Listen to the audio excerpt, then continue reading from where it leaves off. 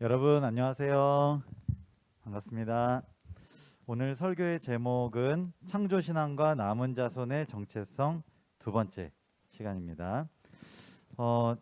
지난 시간에 사경의 교재 2장, 여기 있는 이 사경의 교재 이 2장을 통해서 남은 자손은 언제 출현하는지, 그리고 그들이 선포할 새 천사의 기별은 어디에 전해야 하는지 이걸 살펴보았습니다. 기억이 잘 안 나시는 분은 책자를 참고하시거나, 그리고 지난 설교를 잠깐 이렇게 2배속으로 이렇게 보시면 도움이 되지 않을까 싶습니다. 오늘은 사경의 교재 3장을 통해서 남은 자손이 누구인지를 살펴보도록 하겠습니다. 남은 자손의 정체성에 대한 내용입니다. 다 함께 중심 성구를 2절인데요. 읽어보고 시작하겠습니다. 다 함께 읽어보겠습니다. 시작. 용이 여자에게 분노하여 돌아가서 그 여자의 남은 자손 곧 하나님의 계명을 지키며 예수의 증거를 가진 자들과 더불어 싸우려고 바다 모래 위에 서 있더라. 성도들의 인내가 여기 있나니 그들은 하나님의 계명과 예수에 대한 믿음을 지키는 자니라. 감사합니다. 방금 읽은 말씀을 통하여 남은 자손의 정체성 3가지를 확인할 수 있습니다. 제가 색깔을 3개를 표시를 했습니다. 이제 하나씩 이제 살펴보면서 저희는 남은 자손으로 어떻게 살아가야 하는지, 또 어떤 특징들을 가지고 있는지, 그 특징들을 우리가 실천하며 살아가고 있는지 좀 되새겨보는 시간이 되었으면 좋겠습니다. 자, 먼저 첫 번째 정체성입니다. 하나님의 계명을 지키는 자입니다. 계명의 사전적인 의미를 살펴보겠습니다. 계율과 명령의 줄임말인데요.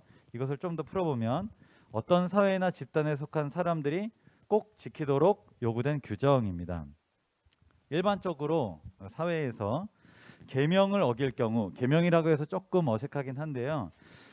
일반적으로 이렇게 사회 규율, 이런 어떤 규칙, 이런 명령, 법칙, 질서 이런 것들을 어기면 어떻게 되냐? 벌금이나 처벌과 같은 그런 불이익이 가해집니다. 이렇게 하는 이유가 뭘까요? 그것은 인간의 본성이 이기적이기 때문에, 악하기 때문에 그렇습니다.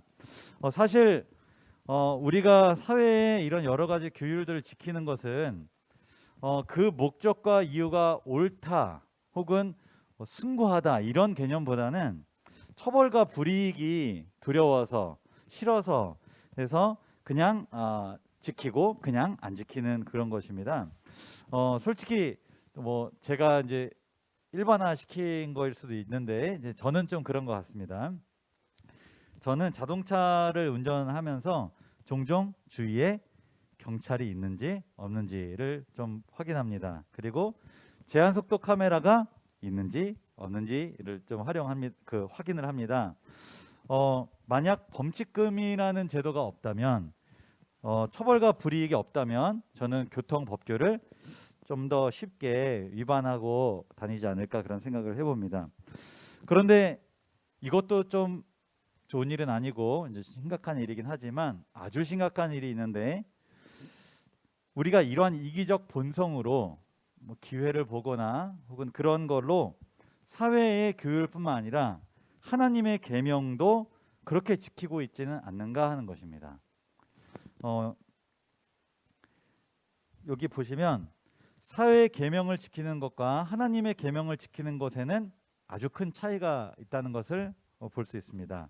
사회의 계명은 지키지 않으면 처벌과 불이익이 주어지고, 그래서 문자적으로 잘 지키면 됩니다. 굳이 그것을 왜 지켜야 하는지 목적과 이유를 생각하고 마음에서 우러나와서 지키고 그러지 않아도 아무런 관계가 없습니다. 그건 범죄도 아니고 그냥 지키면 됩니다. 왜 지켜야 되냐보다, 그러면 어떻게 해야 되는데, 거기에 집중을 해도 아무 상관이 없습니다. 그러나 하나님의 계명은 그 원천이 무엇이냐면 사랑입니다. 이걸 하나님의 율법이라고 하는데, 율법에서 파생된 것이 계명이기 때문에 문자적으로 지키기만 하는 것은 아무런 의미가 없습니다. 우리가 사랑하는 사이에서, 그렇죠, 행동이 아무리 좋아도 마음이 담겨 있지 않으면 아주 싫고 오히려 더 가증스럽게 느껴지잖아요. 지키는 목적, 이유, 이게 훨씬 더 중요하다라는 것입니다. 그래서 무엇이냐, 그래서 어떻게 해야 되는데 보다 더 중요한 것이 뭐냐면 그걸 왜 해야 되는지가 중요한 것입니다. 그 마음, 그 이유, 그 목적이 분명하지 않는 상태에서 행동하는 것은 그 사회의 계명을 지키는 방식과 모습이라는 것이죠.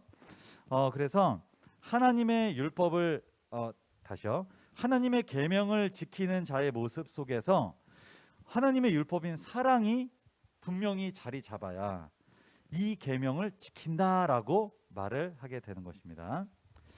사탄은 각 시대에 걸쳐서 이 하나님의 율법, 이 사랑을 훼손시키고 오해시켰습니다. 각 시대에 따라서 공격 방식을 근데 조금씩 다르게 했는데요. 그렇게 훼손된 하나님의 율법인 사랑을 옹호하기 위해서 하나님께서는 각 시대마다 계명을 다르게 주셨습니다. 왜냐하면 하나님의 계명을 지킬 때 이 하나님의 율법인 사랑이 분명하게 드러나기 때문입니다. 사탄의 공격이 달라짐에 따라 하나님도 그것을 옹호하시고 다시 온전하게 돌리시기 위해서 그 공격에 맞는 계명과 여러 가지 지시를 하신 것입니다. 아담과 하와에게 주어진 하나님의 계명이 무엇이었냐면 선악과를 먹지 말아라, 이게 계명이었습니다. 지금은 이 계명이 유효하지 않죠. 자, 노아에게 주어진 하나님의 계명이 뭐였냐면 이거 다 뭐냐면 하나님의 율법, 사랑을 옹호하는 것인데 방주에 들어가라 였습니다. 그렇다면 이 시대가 우리가 마지막 시대라고 믿고 있는데 이 마지막 시대에 주어진 하나님의 계명은 무엇일까요? 지난 시간까지 살펴본 것처럼 이 마지막 시대의 특징이 뭐냐? 사탄의 공격이 뭐냐? 진화신앙입니다. 진화신앙이 세 가지를 훼손시켰죠. 참 하나님의 정체성, 그리고 참 인간의 정체성, 그리고 참 자연의 정체성을 바꿔버렸습니다. 그래서 이 마지막 시대에 주어진 이 하나님의 계명은 뭐냐면 이 세 가지 훼손된 이 정체성들을 다시 돌리는 것이죠. 창조신앙과 관련이 돼 있어요. 왜냐하면 이 세 가지가 다시 온전하게 원래대로 돌아오는 건 창조신앙을 회복해야지만 돌아온다라고 제가 지난 시간에 걸쳐서 말씀을 드렸습니다. 즉 창조의 기념일인 안식일, 이것을 수호하고 회복하는 사람들이 남은 자손이라는 거죠. 왜냐하면 이 마지막 시대에 존재하고 하나님을 대신해서 하나님과 함께 이 사탄을 대적해야 될 그런 사명이 안식일이라는 것이죠. 다 함께 마지막 날 사건들 124페이지에 있는 내용을 읽어보도록 하겠습니다. 시작. 이 싸움에서 넷째 계명의 안식일은 중요한 대쟁점이 될 것인데 이는 위대하신 입법자께서 안식일 계명을 통하여 당신 자신을 하늘과 땅의 창조주로 나타내시기 때문이다. 사탄이 이 마지막 시대에 진화신앙을 통하여 하나님의 율법인 사랑을 결국 훼손을 시켰습니다.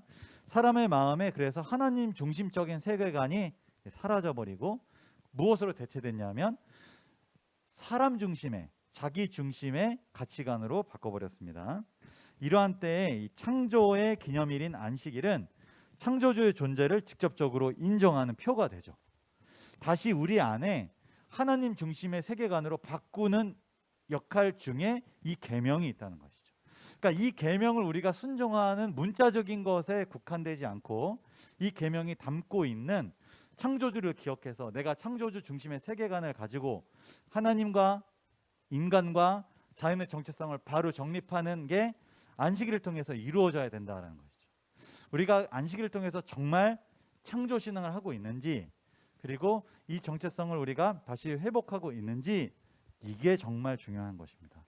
안식일을 왜 지켜야 하는지 목적과 이유를 분명하게 알아야 될 필요가 있는 것입니다. 우리는 안식일을 포함한 하나님의 계명을 지키는 자들인가요? 그렇다면 하나님의 계명을 지키는 목적과 이유인 하나님의 사랑이 우리 모습 속에서 나타나고 있나요? 우리가 첫 번째 정체성을 인식할 때 달달달 외우는 거, 이것도 분명히 중요합니다. 이해가 당연히 바탕이 돼야죠.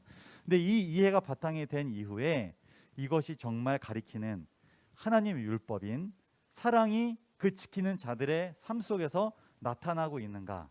이게 정말 안식일을 지키는 주된 이유가 될 것이어야 하겠습니다. 자, 남은 자손의 두 번째 정체성을 살펴보겠습니다. 예수의 증거를 가진 자입니다. 예수의 증거가 무엇인지 알아야 되겠죠. 그러니까 먼저 처음에는 이 의미를 알아야 되고 그것을 가진 자라는 것은 또 뭔가, 이 두 가지 의미를 알아야 이것의 완전한 의미가, 온전한 의미를 이해할 수 있으리라 생각이 됩니다. 두 성경절, 이 요한계시록 19장 10절과 요한계시록 22장 9절을 통해서 예수의 증거가 무엇인지 그 의미를 확인할 수 있습니다. 요 두 개 연결해서 한번 읽어보겠습니다. 시작.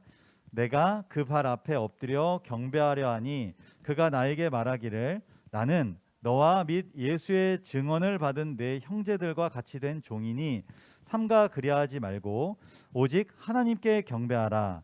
예수의 증언은 예언의 영이라 하더라. 그가 내게 말하기를 나는 너와 내 형제 선지자들과 또 이 두루마리의 말을 지키는 자들과 함께 된 종이니 그리하지 말고 하나님께 경배하라 하더라. 아멘. 이 두 성경절을 이렇게 대조해 보면요, 먼저 사도 요한이 천사에게 경배를 하려고 하죠. 그러자 천사가 나는 경배를 받을 대상이 아니다. 오직 하나님께만 경배해라, 이렇게 이야기를 합니다. 그때 나오는 이 두 가지 이야기가 이 대조해 보면요, 너와 및 예수의 증언을 받은 내 형제들과 같은 부분이 너와 내 형제 선지자들입니다. 그러니까 너는 이제 제외시키고 뒤에 보면 예수의 증언을 받은 내 형제들과 같이 되어 있는 부분이 내 형제 선지자들입니다. 자, 여기서 보면 선지자들을 가리킬 때 예수의 증언을 받은 사람을 선지자라고 말합니다. 자, 그리고 뒤에 또 예언의 영이라고도 나오는데 이 부분을 조금 더 이렇게 중점적으로 다뤄보겠습니다. 이게 요약해 보면, 정리하면 예수의 증거란 선지자들이 전하는 예수께서 주신 기별을 말합니다. 예수의 증언, 예수님이 주신 기별, 이걸 가진 사람, 받은 사람, 그리고 그걸 전하는 사람, 받고 전하는 사람, 이 사람을 선지자라고 말하는 거죠. 선지자는 어느 특별한 시대만 존재한 것이 아니었습니다. 창세기부터 쭉 선지자들이 쭉 이어지죠. 예수님도 선지자고 쭉 선지자가 이어지는데 각 시대마다 존재를 했습니다. 왜냐하면 이 기별, 거기에 맞는 메시지를 준 원래 원천이 예수님이기 때문에 그렇습니다. 예수님이 사람을 통해서 또 그 기별을 전하시기 때문에 그걸 받아들이는 사람을, 그리고 전하는 사람을 선지자, 먼저 그것을 깨달은 사람이라고 말을 합니다. 선지자 유형을 크게 네 가지로 좀 정리를 해봤는데요. 첫 번째는 성경의 한 부분을 기록한 정경 기록 선지자입니다. 모세와 예레미야, 바울, 사도 요한 다 성경을 썼죠. 선지자입니다. 실제로 썼으니까요. 그리고 기별을 받았으니까요. 두 번째는 성경을 기록하지 않았는데 그의 기별과 봉사가 성경에 나오는 선지자입니다. 에녹, 어떻게 봉사했는지 모세가 창세기에서 기록을 했죠. 그런데 성경은 기록하지 않았습니다. 엘리야도 마찬가지, 엘리사도 마찬가지, 예수 그리스도도 마찬가지. 예수 그리스도의 직접적인 말씀들이 기록이 돼 있지만 예수님이 기록한 게 아니라 후세대 복음서 기자들이 기록했고 여러 제자들이 기록을 했습니다. 세 번째, 증언을 말했으나 그 말이 성경에 보존되지 않은 선지자. 그러니까 말은 했다라고 나오는데 무슨 내용을 말했는지 구체적으로 언급하지 않은 거예요. 사울이 왕이 된 후 함께했던 선지자의 무리, 오바댜가 숨긴 100명의 선지자, 빌립의 예언한 내 딸. 그러니까 기별을 받아서 그 예수의 증거를 말했어요. 증언을 말했는데 그게 성경에 구체적으로 기록이 안 됐습니다. 그렇지만 선지자라고 명시가 되어 있습니다. 그리고 마지막으로 책을 썼는데 그것이 성경에 보존되지 않은 선지자예요. 그러니까 그의 말들과 기록들이 나왔는데 이 성경에는 기록되어 있지 않았다라는 거죠. 나단, 갓, 야살, 스마야, 잇도, 오벳, 아비야, 예후. 이런 여러 종류의 선지자들이 있는 것입니다. 요약을 해보면 각 시대마다 예수께서 주신 기별을 받아서 전하는 이런 선지자들이 존재를 했는데요. 그 기별을 공유하는 자들을 예수의 증거를 가진 자라고 말할 수 있다는 거죠. 예수님이 이 시대에 말씀하고 싶은 기별을 어떤 특정 대상에게 얘기해서 그것을 잘 정리해서 전달하는 사람을 선지자라고 한다면 그 기별을 받아들이고 그 가르침대로 살아가는 모든 사람들을 예수의 증거를 가진 자라고 말할 수 있다는 것이죠. 단순히 예수의 증거가 무엇인지 알았으니까 나는 알았어. 예수의 증거가 뭔지 알았어. 그리고 이 마지막 시대에 어떤 특별한 우리 예언의 기별을 또 우리는 알았어. 좋아. 여기에서 그치면 의미가 없다는 거죠. 왜냐하면 이것은 마치 계명을 문자적으로 이해하고 아는데 그것을 마음과 목적을 알고 실천하는 게 아니라 그냥 문자적으로만 지키고 이해하는 것과 어떻게 보면 동일하다는 생각이 듭니다. 예수의 증거를 주신 목적과 이유를 우리가 알아야 되는 거죠. 똑같습니다. 왜냐하면 그 근본이 하나님의 율법인 사랑이기 때문에 그렇습니다. 예수의 증거의 목적과 이유는 무엇이냐면 사랑, 바로 그것입니다. 교회 증언 8권 117페이지에 있는 내용을 읽어보겠습니다. 시작. 하나님의 계명과 예수의 증거는 연합되어 있다. 그것들은 세상에 분명하게 제시되어야 한다. 이 연합되어 있고 이 결국 뭐를 바탕으로 어디에 결국 목적과 이유가 뭐냐면 둘 다 똑같이 하나님의 율법인 사랑입니다. 이것을 우리가 알고 그리고 지키는 것, 소유하는 것, 그리고 드러내는 삶을 통해서 나타내는 것, 이것이 하나님의 계명과 예수의 증거를 가진 자, 지키는 자, 소유한 자의 모습이라는 것입니다. 우리는 이 마지막 시대에 예수께서 주신 기별, 곧 예수의 증거를 가진 자 맞나요? 만약에 그렇다면 예수의 증거의 궁극적인 목적과 이유인 하나님의 사랑이 우리의 모습에서 나타나고 있나요? 계명과 증거를 우리가 정말 사랑이라는 모습으로 나타내고 있는지 생각해 보면 좋겠습니다. 마지막으로 남은 자손의 세 번째 정체성, 예수에 대한 믿음을 지키는 자입니다. 예수에 대한 믿음이라는 것도 먼저 알아야 되겠죠. 예수에 대한 믿음이란 말 그대로입니다. 우리가 예수를 무엇하러 왜 믿죠? 결국은 우리가 죄에서 구원받기 위해서입니다. 예수 그리스도의 희생과 공로를 믿음으로 말미암아 우리가 구원이라는 선물을 받게 되는데, 그런데 문제가 되는 것이 있어요. 예수님 너무 감사합니다. 그리고 나 같은 죄인을 위해서 돌아가셨다니 너무너무 감당할 수 없는 큰 은혜입니다. 근데 이것이 매 순간 이렇게 절절하게 그리고 감사가 넘치고 그리고 감격스럽지 않다는 데 문제가 있는 거죠. 자, 이거 왜 그런가요? 우리의 본성이 너무 죄 그리고 이기적이기 때문에 그렇습니다. 실제로 받은 구원과 사랑인데도 내가 그것을 이기적으로 생각하고 또 아무렇지도 않게 그냥 넘어가고 그냥 당연한 듯이 생각하고 이렇게 하는 것이 우리가 예수에 대한 믿음을 지키는 데 있어서 굉장히 방해가 된다는 거죠. 경건한 그리스도인은 이 마태복음 5장 44절의 말씀을 읽고선 이렇게 결심을 합니다. 내가 이제 원수를 미운 사람을 혹은 나한테 해를 가하는 사람을 내가 이제 예수님처럼 아버지여 저들이 하는 것을 알지 못하나이다 하고 내가 사랑하고 기도해야지라고 생각을 합니다. 그리고 그것이 용서해 버리는 것이 나의 정신 건강이나 또 나의 결국은 나를 위해서도 좋다, 행복을 가져다 준다라고 동의도 하고 경험도 해봅니다. 그리고 나서 결심하고 또 기도하고 하면서 또 그 사람을 이제 만날 일이 또 이제 생기죠. 막상 원수의 얼굴을 딱 바라보면 그리고 그 목소리를 듣고 그 비슷한 사물과 연상되는 어떤 사건들을 생각하면 이 사랑하고 싶은 결심과 모든 게 그냥 싹 사라집니다. 만나는 모든 사람에게 하나님의 사랑으로 내가 대해야 되겠다라고 친절해야 되겠다라고 결심하지만 또다시 넘어지고 또다시 미운 마음이 들고 얼굴을 찌푸리고 있고 속으로는 아 진짜 왜 저러는가 이런 생각이 자꾸 이 마음에서 올라오는 것을 발견하게 되는 것입니다. 그렇다면 이러한 본성 그리고 이런 이기심 이대로 그냥 살 수밖에 없는 건가요? 어쩔 수 없는 건가요? 예수에 대한 믿음을 계속 지속하고 혹은 더 발전시키는 것이란 거의 불가능에 가까운 건가요? 여기서 방법이 있습니다.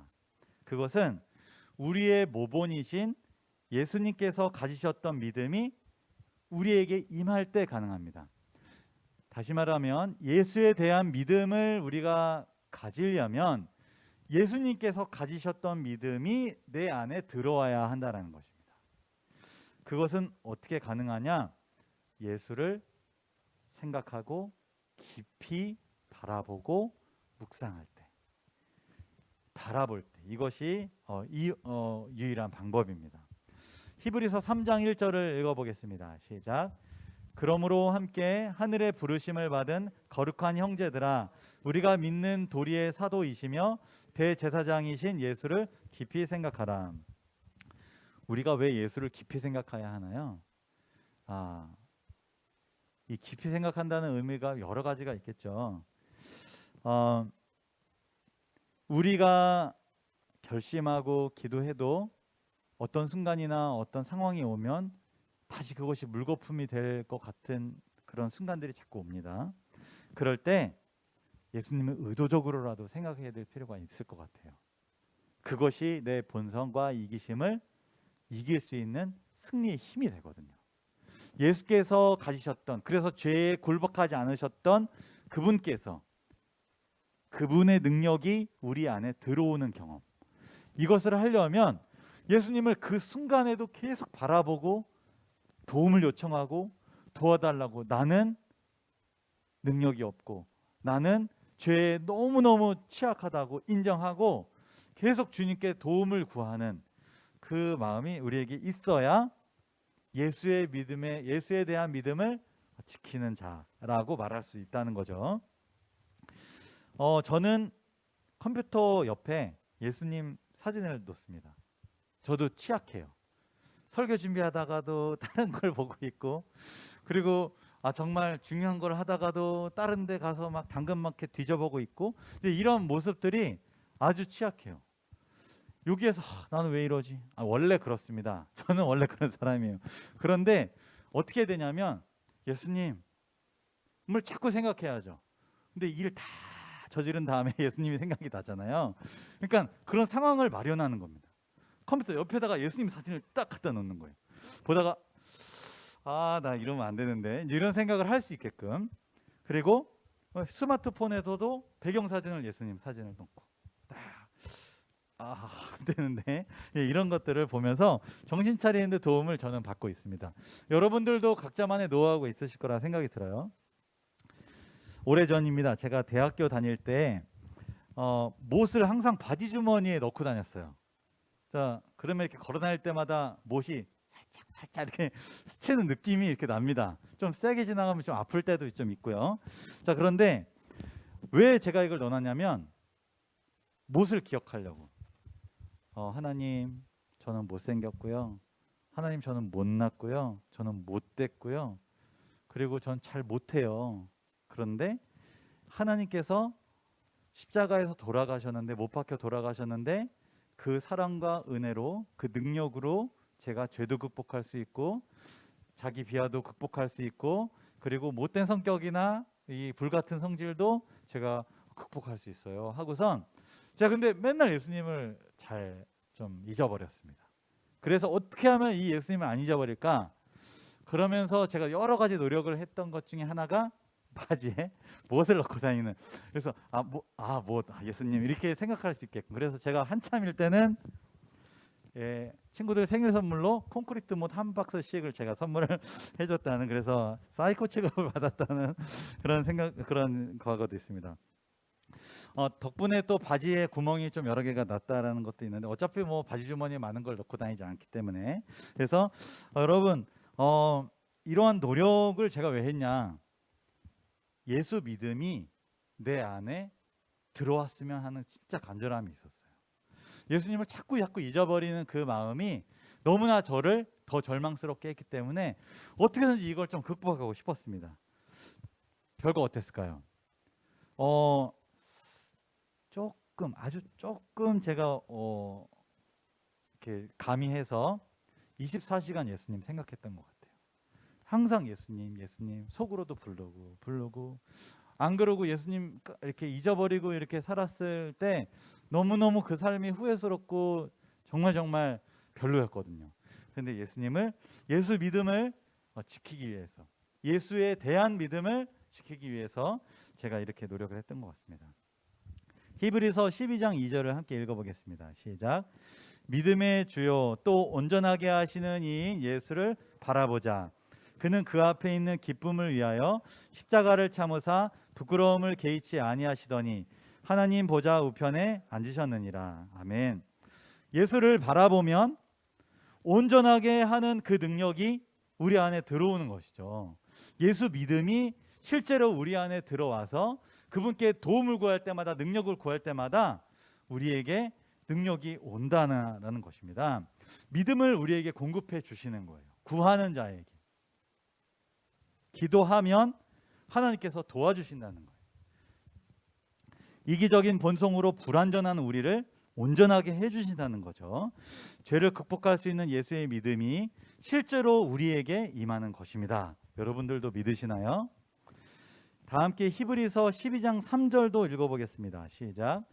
너희가 피곤하여 낙심치 않기 위하여 죄인들이 이같이 자기에게 거역한 일을 참으신 자를 생각하라. 피곤합니다. 낙심합니다. 근본적인 이유가 뭐죠? 죄 때문에 그렇죠. 근데 여기에서 우리가 더 절망 속으로 들어가지 않는 것은 하나님을 생각하기 때문에, 실제적인 능력이 그분을 바라보고 그분을 생각하고 그분께 도움을 구하면 온다는 거예요. 진짜 온다는 거예요. 이상하다. 내가 예전에는 그렇게 좋아하던 것이 왜 이렇게 좋지가 않지? 하나님 바라봐서 그렇습니다. 이상하다. 내가 그렇게 싫어하고 그렇게 조금 그랬는데 왜 오늘은 좀 마음이 그래도 그냥 좀 괜찮지? 하나님이 도와줘서 그렇습니다. 우리가 더 주님을 더 많이 생각하고 더 많이 바라보고 더 많이 도움을 구할수록 하나님의 능력은 실제적으로 우리의 삶을 변화시킨다라는 것이죠. 왜 변화되지 않지? 그 고민할 시간에 하나님을 더 많이 바라보고 더 많이 생각하고 그렇게 하시면 얼마나 좋을까 그런 생각이 듭니다. 인생 사는 것이 쉽지 않죠. 정말 쉽지 않습니다. 그런데 하나님 바라보는 것도 쉽지 않아요.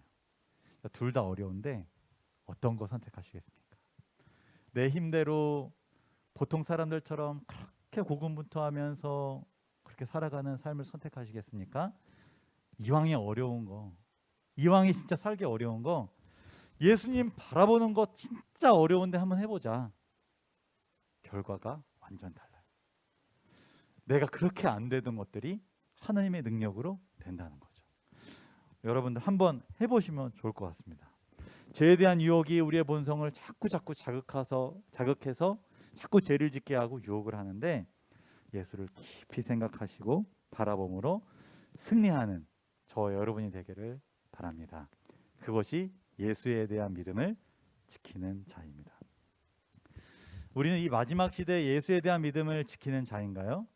그렇다면 예수께서 가지셨던 믿음을 공급받기 위해서 예수를 깊이 생각하고 바라보고 있나요? 오늘 말씀을 정리하겠습니다. 남은 자손의 정체성은 세 가지입니다. 하나님의 계명을 지키고 예수의 증거를 가졌으며 예수에 대한 믿음을 지키는 자입니다. 지키고 가졌다라고 하는 것은 소유의 의미가 있습니다. 아는 것을 소유했다 하고 말하기는 어렵습니다. 우리가 시험 공부를 한다고 해서 다 시험을 다 맞추는 건 아니죠. 그것이 정말 내 머릿속에 소유되어야 응용해야 마칠 수 있는 거죠. 실천하는 것, 이것을 소유했다 말합니다. 지킨다, 가진다라는 말은 내가 아는 것에 그치는 것이 아니라 이걸 정말 소유하고 실천으로 옮기는 사람에게 남은 자손의 정체성이 확인된다라는 것입니다. 하나님의 사랑을 우리의 삶으로 나타내고 이기적인 본성을 이길 수 있는 강한 믿음을 공급받아서 우리가 그것을 지키는 것, 이것이 우리에게 남은 자손이라고 믿고 그렇게 살아가려는 사람들, 사명을 부여받았다라고 믿는 사람들이 우리가 더 점검해 봐야 될 부분이라 생각을 합니다. 이러한 믿음을 소유했다라고 하는 것은 어떤 사람에게는 한 번에 이루어질 수 있습니다. 그런데 어떤 사람에게는 조금씩 평생의 과업으로 완성이 될 수도 있습니다. 답답하죠. 한 번에 뭔가 팍팍 됐으면 좋겠는데 쉽지 않습니다. 우리가 어느 정도 성적을 공부해서 이 정도 받으면 그 성적을 유지하는 것도 정말 쉽지 않습니다. 네, 떨어지지만 않아도 정말 대단한 거죠. 마찬가지로 하나님의 능력을 받아서 내가 그 능력을 정말 내 삶으로 실천하는 거 정말 쉽지 않습니다. 그런데 우리가 부르고 있다는 것 자체, 뒤로 후진해서 후퇴해서 완전 옛 모습으로 돌아가지 않는 것 그 자체, 그것만으로도 정말 대단합니다. 우리가 포기하지 않고 평생의 과업으로 우리가 다 같이 힘들지만 서로 기도해 주면서 그렇게 걸어가는 이 모습이 정말 중요하다는 생각이 듭니다. 이게 인내죠. 인내. 포기하지 않는 것, 그치지 않는 것, 내가 생각하는 만큼 빨리 올라가지 않아서 제풀에 꺾이지 않는 것, 인내입니다. 예수님께서 보여주신 모본을 우리가 끊임없이 생각하는 것, 이것이 바로 인내입니다. 마지막으로 시대의 소망 629페이지에 있는 내용을 제가 읽어보겠습니다. 예수께서는 당신의 모본을 통하여 봉사한다는 것이 무엇을 의미하는 것인지를 가르치기 위해 인간의 선두에 서도록 보내심을 받았다. 이리하여 그분은 하나님의 율법대로 사셨으며 당신의 모본을 통하여 우리가 어떻게 율법을 순종할 것인지를 보여주셨다. 예수님께서 하나님의 율법대로 사셨어요. 이것을 옹호하셨습니다. 그리고 이것을 보여주셨어요. 어떻게 순종할 수 있는지를 보여주셨어요. 모본을 통해서.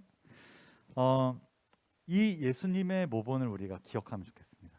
시대소망에 잘 나와 있고 사복음서에 잘 나와 있습니다. 이것을 보면 예수님께서 이러한 상황에서 이렇게 행동하셨구나. 그 모본을 우리가 가슴 깊이 받아들이고 우리도 그렇게 비슷한 상황일 때 그렇게 살려고 노력할, 이렇게 몇 번 그런 상황들을 이해하면 우리가 그걸 응용할 수 있는 힘이 생깁니다. 현 시대에도 그걸 적용할 수 있는 힘이 생겨요. 내가 어떤 일을 결정을 못할 때 내가 읽었던 말씀 몇 가지가 같이 이렇게 종합적으로 이해되면서 맞아, 예수님이라면 아마 이렇게 하셨을 거야. 대부분 맞습니다.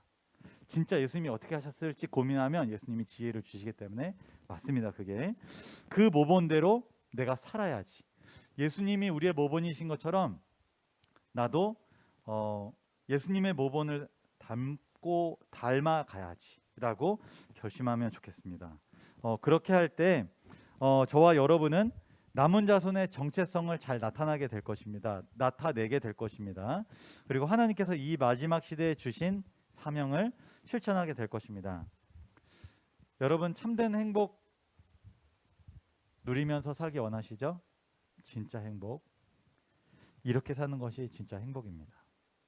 내 마음대로, 내 뜻대로, 내 목적을, 삶의 이유를 찾고 노력하는 그것이 참된 행복이 아닙니다. 그런 자아만족이 진짜 행복이 아니에요. 진짜 행복은 하나님이 우리를 만드신 대로 사는 것입니다. 참 하나님을 알고, 참 인간의 모습을 알고, 참 자연의 사랑을 깨닫고 그것을 느끼면서 살아가는 것, 그것이 참된 행복입니다. 남은 자손의 정체성을 잃어버리고 살아가는 것, 그렇게 사는 것도 정말 만만치 않아요. 내 목표대로, 내 기준대로 그렇게 살아가려고 아둥바둥하는 것도 정말 이 세상 살아가는 것이 괴롭고 힘듭니다. 불행이 이 온 세상에 만연돼 있어요. 진짜 행복한 것, 같이 좀 힘들더라도 이 남은 자손의 정체성을 내가 회복하면서 이 세상에 내가 빛과 소금으로 살아가는 그런 삶을 예수님이 그렇게 사셨던 것처럼 나도 그렇게 살아가려고 예수님을 모본으로 두고 노력하는 남은 자손의 정체성을 회복하는 저와 여러분이 되기를 바라며 말씀을 마치겠습니다.